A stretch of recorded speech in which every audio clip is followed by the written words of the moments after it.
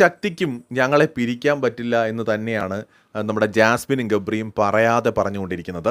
അവർ തമ്മിലുള്ള സൗഹൃദം അത് വളരെ ആഴത്തിലുള്ളതാണ്. സൗഹൃദം എന്ന് ഇനി അതിനെ വിശേഷിപ്പിക്കാമോ എന്നൊന്നും എനിക്കറിയത്തില്ല.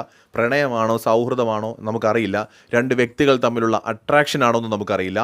പക്ഷേ അത് വളരെ ആഴത്തിലുള്ളതാണ് എന്ന് സത്യമാണ്. കാരണം ജാസ്മിൻ്റെ വീട്ടിൽ നിന്ന് ഹിൻഡ് കിട്ടിയിട്ടുണ്ടാകുമെന്ന് നമുക്കെല്ലാവർക്കും അറിയാം.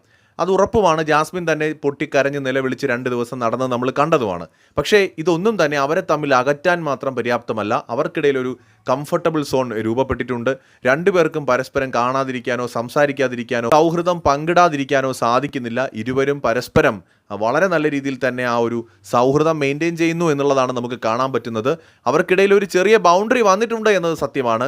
അതും ഇനി എത്ര നാൾ ഉണ്ടാകുമെന്നൊന്നും നമുക്കറിയില്ല.